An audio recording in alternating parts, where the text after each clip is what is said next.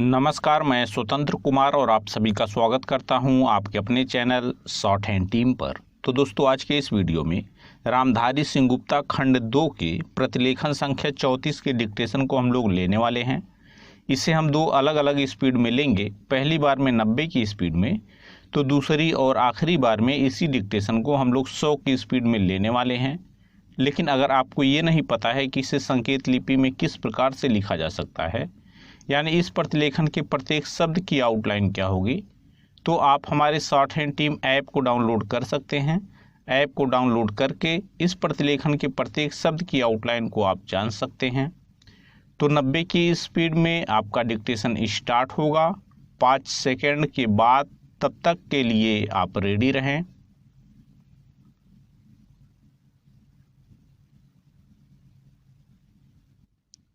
Start. महोदय, अन्य उद्योगों और प्रत्येक राष्ट्रीय गतिविधि की भांति समाचार पत्रों को भी समय समय पर बदलती हुई परिस्थितियों के अनुरूप बनना होता है।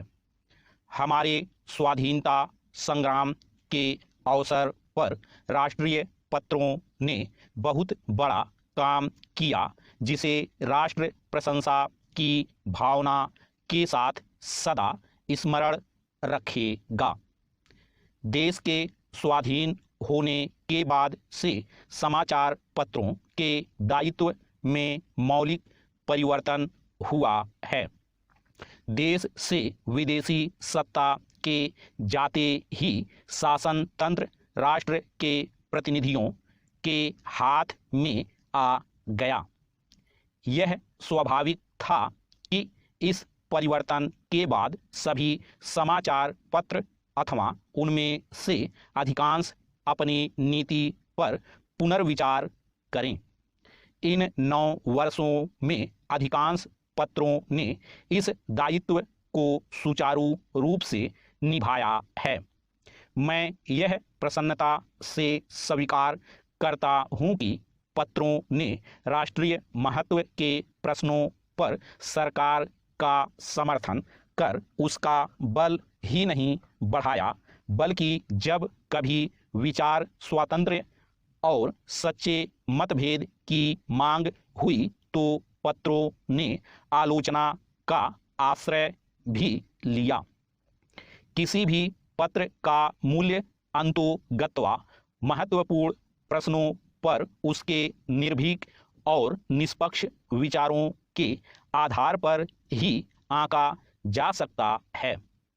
मैं समझता हूं, एक साधारण पाठक की दृष्टि में आदर्श समाचार पत्र वही है जो निष्पक्षता तथा निर्भीकता से सभी उचित बातों का समर्थन करे और प्रत्येक अनुचित कार्यवाही की निंदा करे। ऐसे देश में जहां विचार स्वातंत्र्य की पूर्ण व्यवस्था है, समाचार पत्र ही अपने निष्पक्ष तथा वस्तुगत मूल्यांकन से जनता का पथ प्रदर्शन कर सकते हैं। यह काम उतना ही आवश्यक है जितना जनसाधारण में संवादों का प्रसार करना। पैरा। भारत में समाचार पत्र उद्योग लगभग 100 वर्ष पुराना है। इस काल में पत्रों ने बहुत प्रगति की है और शक्ति तथा यश का उपार्जन किया है। किंतु जब हम भारतीय पत्रों की दूसरे प्रगतिशील देशों के पत्रों से तुलना करते हैं तो हम बहुत सी बातों में, विशेष कर प्रकाशन संख्या की दृष्टि से, अपने पत्रों को बहुत पिछड़ा हुआ पाते हैं। लघु प्रकाशन संख्या का प्रमुख कारण हमारे देश में साक्षरता का भारी अभाव है।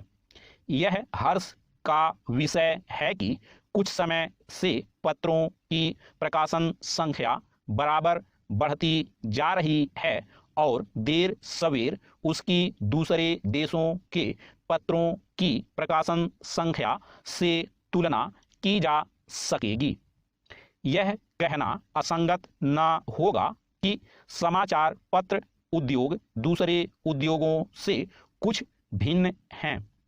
वास्तव में इस उद्योग और दूसरे उद्योगों में यदि कोई सामान्य बात है तो यही कि दोनों ही की गणना उद्योगों में होती है। इसके अतिरिक्त समाचार पत्रों और अन्य उद्योगों में बहुत कुछ भेद हैं। किसी भी उद्योग पर राष्ट्रीय संगठन और राष्ट्र के लोगों के विचार, उनके लक्ष्य तथा महत्वाकांक्षाओं को व्यक्त करने का इतना भारी उत्तरदायित्व नहीं जितना समाचार पत्र उद्योग पर है। पत्रों और पत्रिकाओं का प्रकाशन संसार के सभी देशों में आरंभ में एक साधारण प्रचार कार्य के रूप में हुआ। उस समय यह कार्य आर्थिक लाभ से ऊपर था। धीरे धीरे जैसे पत्रों के पाठकों तथा ग्राहकों की संख्या बढ़ती गई और पत्र विज्ञापन का माध्यम माने जाने लगे। स्टॉप। दोस्तों, इसी डिक्टेशन को दूसरी बार में हम लोग 100 की स्पीड में लेंगे और आपका समय स्टार्ट होगा 5 सेकंड के बाद। तब तक के लिए आप रेडी रहें।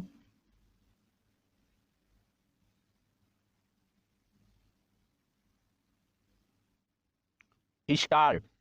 महोदय, अन्य उद्योगों और प्रत्येक राष्ट्रीय गतिविधि की भांति समाचार पत्रों को भी समय समय पर बदलती हुई परिस्थितियों के अनुरूप बनना होता है।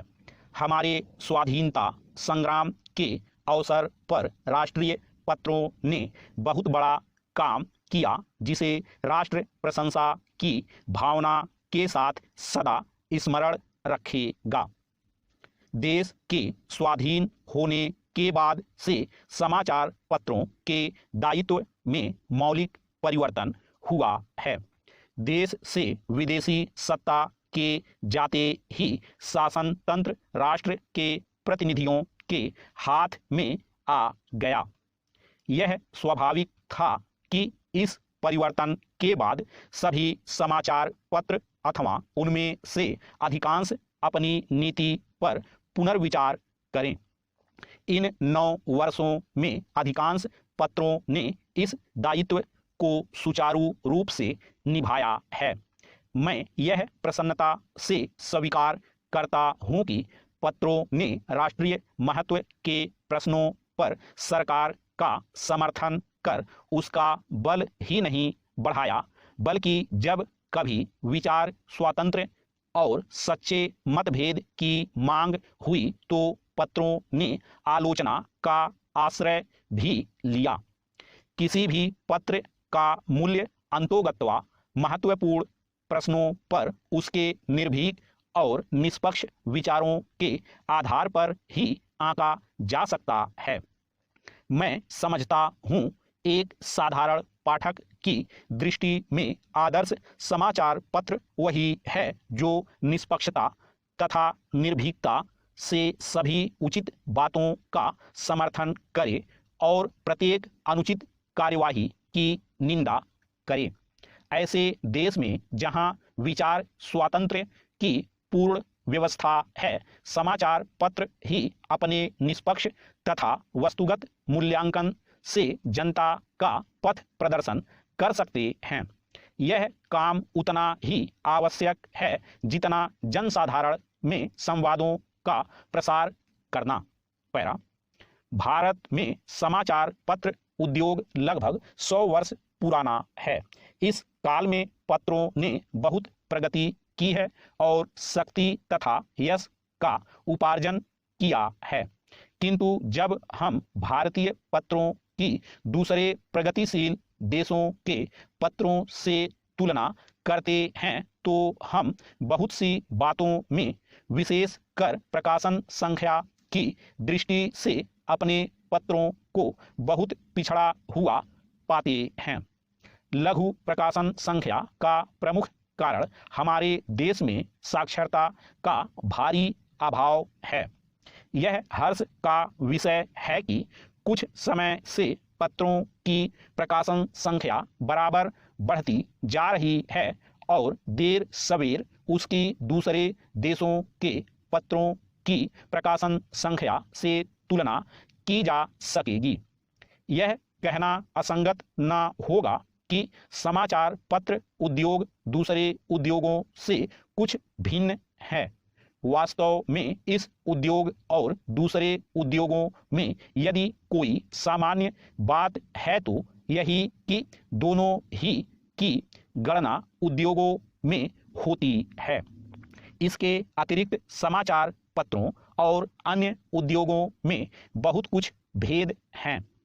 किसी भी उद्योग पर राष्ट्रीय संगठन और राष्ट्र के लोगों के विचार, उनके लक्ष्य तथा महत्वाकांक्षाओं को व्यक्त करने का इतना भारी उत्तरदायित्व नहीं जितना समाचार पत्र उद्योग पर है। पत्रों और पत्रिकाओं का प्रकाशन संसार के सभी देशों में आरंभ में एक साधारण प्रचार कार्य के रूप में हुआ। उस समय यह कार्य आर्थिक लाभ से ऊपर था। धीरे धीरे जैसे पत्रों के पाठकों तथा ग्राहकों की संख्या बढ़ती गई और पत्र विज्ञापन का माध्यम माने जाने लगे। स्टॉप।